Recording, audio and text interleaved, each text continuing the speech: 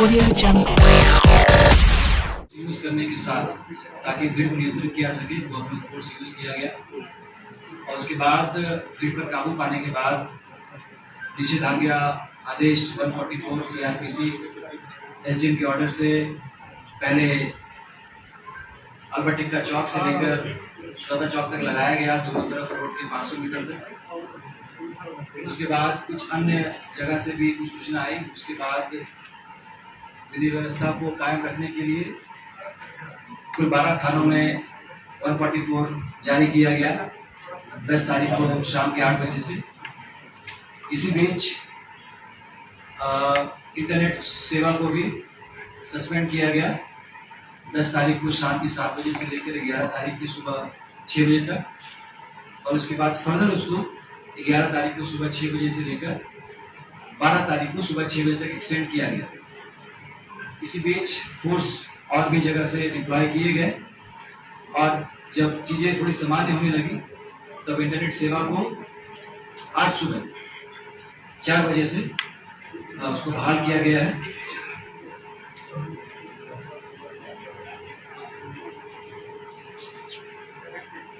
इस पूरे प्रकरण में 2 लोगों की मृत्यु की सूचना प्राप्त हुई है, जिनको उनके परिजनों के उपस्थिति में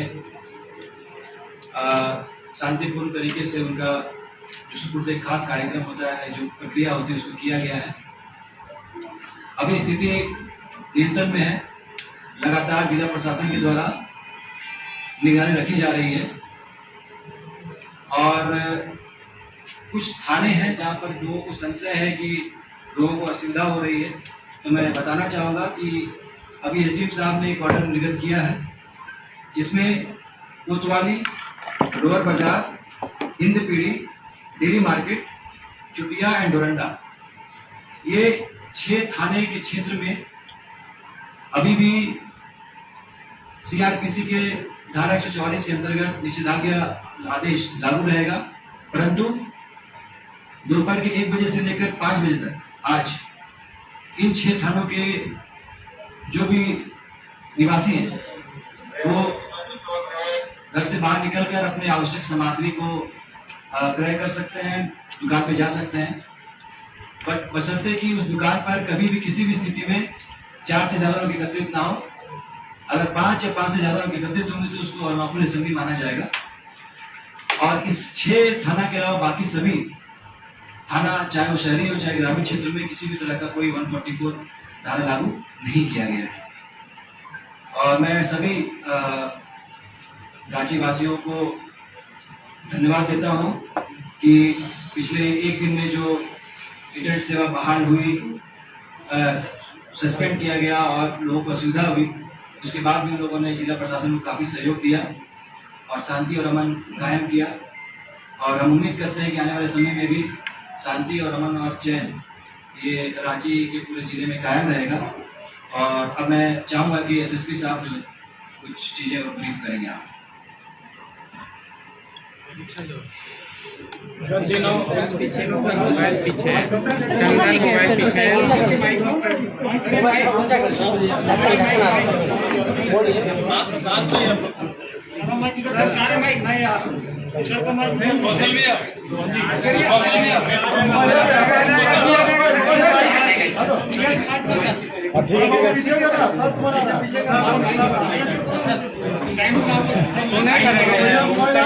अरे आ जाएगा ऑडियो यार, आ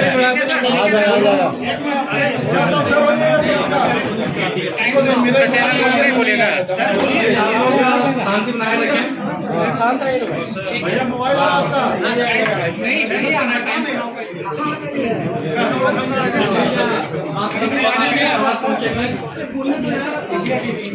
यार मत करो यार, सबका ऑडियो आ जाएगा यार।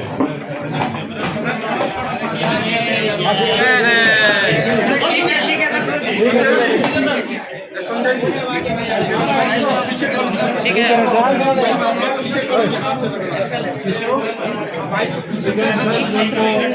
राज्य में कुछ असामाजिक और उपद्रवी तत्वों के द्वारा यहाँ की शांति व्यवस्था, आपसी संवेदन को खराब करने की कोशिश की गई थी। प्रोएक्टिव प्रशासन के माध्यम से जो हमारे पास अवेलेबल रिसोर्स और संसाधन थे, डिप्लॉयमेंट था, हम लोगों ने सर्टेन लेवल तक लोगों की मंशा को सफल नहीं होने दिया। उसके उपरांत शहर में एक क्योस था और स्थिति काफी डरावनी सी प्रतीत हो रही थी। इस संदर्भ में जिला प्रशासन के स्तर से कुछ एहतियात कदम उठाए गए थे। इस संदर्भ में 144 लगाए गए हैं और इंटरनेट सेवाएं भी स्थगित की गई थी, जो कि आज सुबह से भी प्रारंभ कर दी गई है। अभी आप लोग जो खुद जो स्थिति देख पा रहे होंगे शहर की, लगातार जो है स्थिति सामान्य से होती प्रतीत हो रही है और इसी संदर्भ में जो है जो सेवाएं लोगों को मिलनी चाहिए थी, जो स्थगित हुई थी, उसको फिर से शुरू किया गया है और इसी परिप्रेक्ष्य में जो इंटरनेट सेवाएं ऑलरेडी प्रारंभ हो चुकी हैं। आज जिला प्रशासन के जो द्वारा ये निर्णय लिया गया कि जो आम लोगों की थोड़ी सी परेशानियां हो रही है उसको हम लोग कुछ हद तक सर्टेन लेवल तक कम करने की कोशिश करें। तो एक प्रॉपर मीटिंग के बाद हम लोगों ने कुछ पॉकेट में कुछ समय के लिए उन चीजों को थोड़ा सा रिलैक्स करने की प्रक्रिया आरंभ कर दी है। आप लोगों को बताना चाहूंगा कि जो स्थिति हुई थी उसके उपरांत जिले में अभी तक कुल मिला के 25 FIR रजिस्टर्ड हो चुके हैं। कुछ मीडिया बंधु हमसे पूछ रहे थे कि कितने FIR हुए हैं, तो जिले में अभी 25 FIR प्रतिबंधित हुए हैं।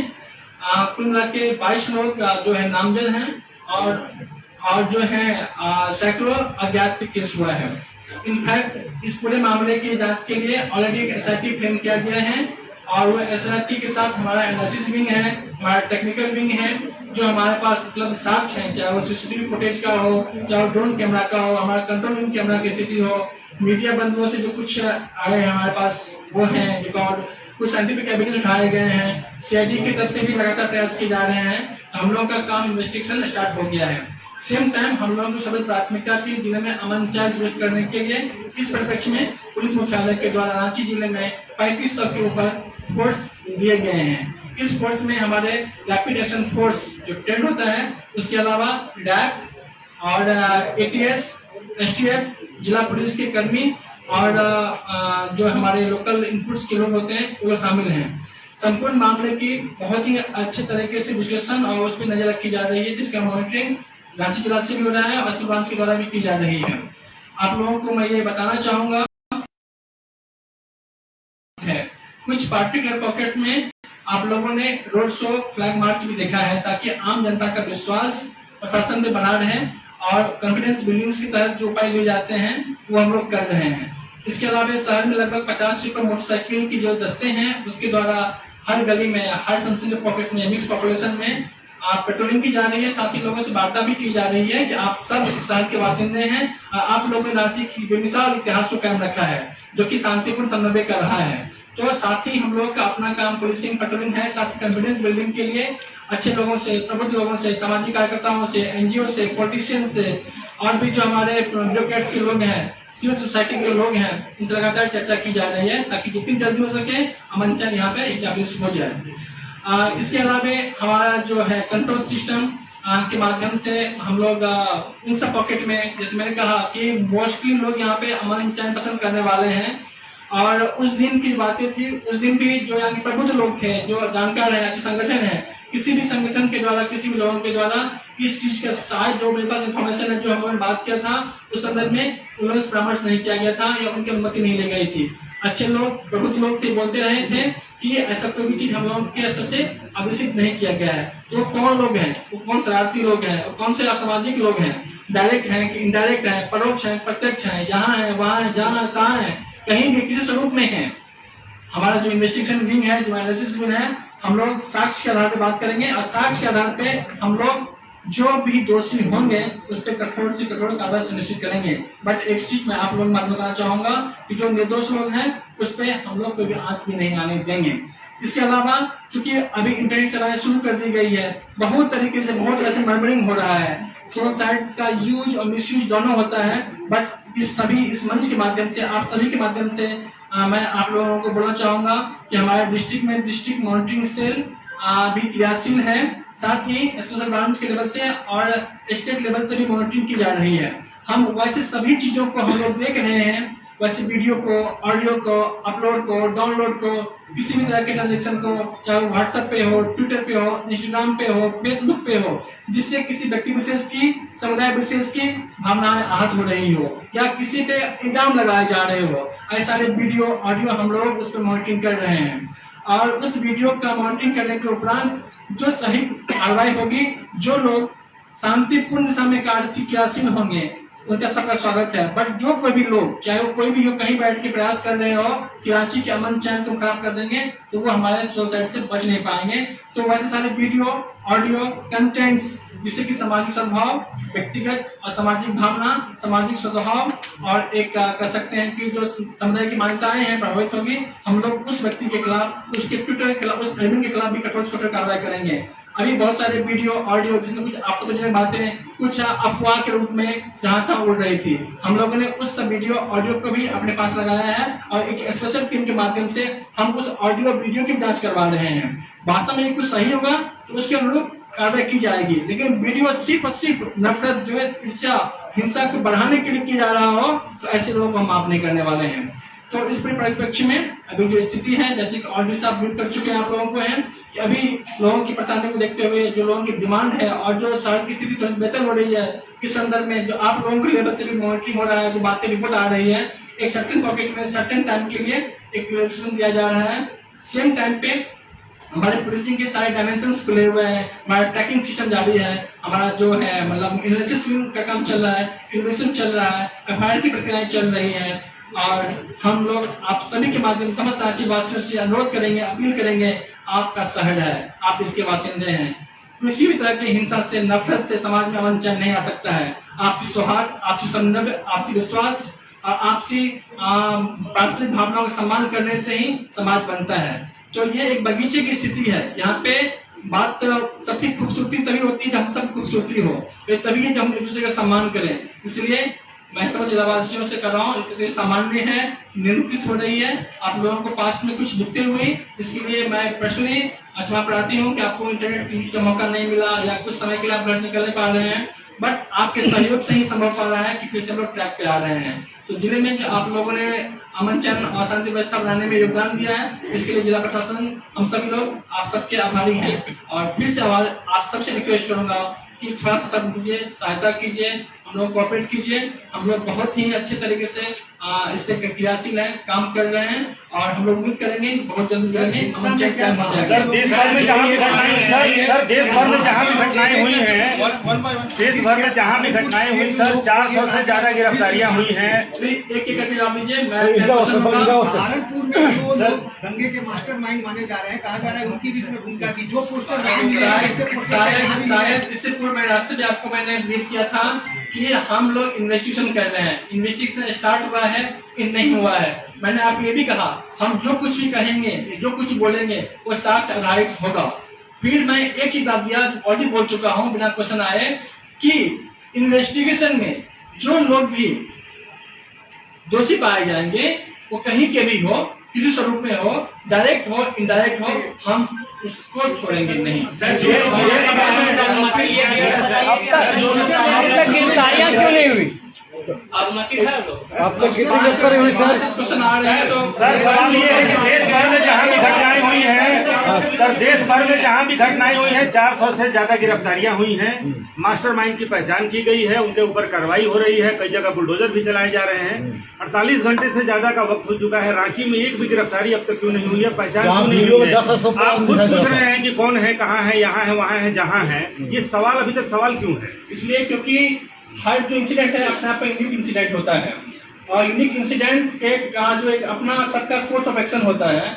हम यहाँ के इंसिडेंट की कंपेयर किसी और जगह से तब तक नहीं कर सकते हैं जब तक कि हम यहाँ अपनी चीजों को देखना लें, एविडेंस कलेक्ट नहीं कर लें। क्योंकि मैं जो बोलूंगा एक रिस्पॉन्सिबल पर्सन के रूप में, एक रिस्पॉन्सिबल मीडिया के रूप में बोलूंगा, तो मैं वही बोलूंगा जो मेरे पास फैक्ट होंगे। मैंने फिर से कहा है, यदि किसी और जगह पे कारण यहाँ के अपने हालात थे, यहाँ पे डिफरेंट तरह की इश्यूज हुए थे, डिफरेंट ग्राउंड हुए थे, यहाँ पे डिफरेंट तरह से इंजरी आए थे सारे ऑफिसर्स को। आपने देखा होगा, यदि हम लोग इतने होते हैं तो डीसी ऑन द स्पॉट थे, डीआईजी ऑन द स्पॉट थे, एसएसपी, मैं खुद, हमारे सीटीएसपी, तमाम पदाधिकारी वहाँ स्पॉट पे थे। तो हमारे इंसिडेंट अलग थे और इंसिडेंट से, हमारे हालात अलग थे, हमारी प्राथमिकताएं अलग हैं। बस इन्वेस्टिगेशन में जो मैं आप लोगों को बता चुका हूँ, जो निष्पक्ष इन्वेस्टिगेशन होगा, साक्ष्य आधारित होगा, वो निश्चित रूप से होगा। सर आप और डीसी साहब दोनों ये बोल रहे हैं बार बार कि संसाधन जो था उसी के हिसाब से चीजों को जो है ग्रुप किया गया। एक गोली चलाने की नौबत आन पड़ी और जो सीधे जो फायरिंग हुई, कहाँ से अनुमति मिला? देखिए, बात समझ लीजिए, हम सब एक ट्रेंड फोर्स की बात है, हम लोगों का प्रशासन के अंग है, हम सब लोगों को एक प्रॉपर ट्रेनिंग दी जाती है, कब कहाँ किस मोड़ पे क्या एक्शन लेना है, नहीं लेना है, ये हम लोगों का एक जो सिखाई होती है, जो हम नॉर्म्स होती है, जो अंडरस्टैंडिंग है, जो परिस्थिति का आकलन है, जो एक 3rd-person रूप में नहीं की जाती है। ठीक है, तो इसका एनालिसिस इंटरप्रिटेशन यहाँ पे बैठ के हम नहीं कर सकते हैं। क्यों कैसी नौबत आ गई, जब इस पे आप समीक्षा करेंगे, आप भी बहुत अच्छे मीडिया में हैं, आपने भी बहुत सारे चीज देखे होंगे, समझे होंगे, जाने होंगे, और हम लोग का एक्शन कितना सही था, कितना लॉजिकल था, कितना जस्टिफाइड था, इस पे अब हम कुछ बोलना उचित नहीं होगा। Matter being stated now, but जो थे उस हालात में, जो हमारी ट्रेनिंग थी, जो हमारे अंडरस्टैंडिंग थी, जो हम लोग परिस्थितियों का आकलन कर पा रहे थे, जो एक कह सकते हैं use minimum force to maximum saving one. देखिए, इसमें जब भी कोई भीड़ को अनलॉफुल असेंबली डिक्लेयर किया जाता है, तो एक एसओपी है, स्टैंडर्ड ऑपरेटिंग प्रोसेस होता है। स्टैंडर्ड ऑपरेटिंग प्रोसीजर के थ्रू जो वहाँ उपलब्ध मजिस्ट्रेट रहते हैं और पुलिस का आकलन के बाद जो भीड़ में जो उपद्रवी होते हैं, तो शांति व्यवस्था को काम करने के लिए एक एसओपी है, वो एसओपी को फॉलो किया जाता है। And air firing is a last resort to control and neutralise the disturbance and public order को एस्टैब्लिश करने के लिए आवश्यक है। तो हम लोगों ने सारे एहतियात बरते, जो एसओपी में जो फॉलो किए जाते हैं प्रोसेस, उसको फॉलो किया। उसके बाद firing as a last resort हम लोगों को रिसॉर्ट कितने लोग मारे गए सर, कितने लोग मारे गए हैं वो बताइए, उनका प्रोफाइल बताइए सर। चुप कहाँ हो गई? आप इसे चुप बोल रहे हैं, हम तो इसको बोल रहे हैं कि जो हम लोग परिस्थिति आकलन कर पाए थे, हमारी तैयारी अच्छी थी, तो जो विपत्त स्थिति हो सकती थी उसको टाल दिया गया। जो अतायों के मंसूबे थे, जो मकसद थे, कामयाब नहीं होने दिए। फोर्स की कमी थी क्या शुरू में? इस तरह नहीं, ऐसी कोई भी नहीं थी, और फोर्स कमी रहती तो हम आज इस प्रेस कॉन्फ्रेंस नहीं कर पा रहे होते। ये हमारी मुख्य व्यवस्थाएं थी, अंडरस्टैंडिंग थी, एंटिसिपेशन था, इन्फॉर्मेशन था, उसके आधार पे हम लोगों ने तैयारी की थी। इसलिए हम लोगों ने आज जो बैठ के हम लोग बात कर रहे हैं, संभव हुआ है कि तो उपाध्यक्षों की मानसिकता जो मंसूबे थे सफल हो जाते हैं।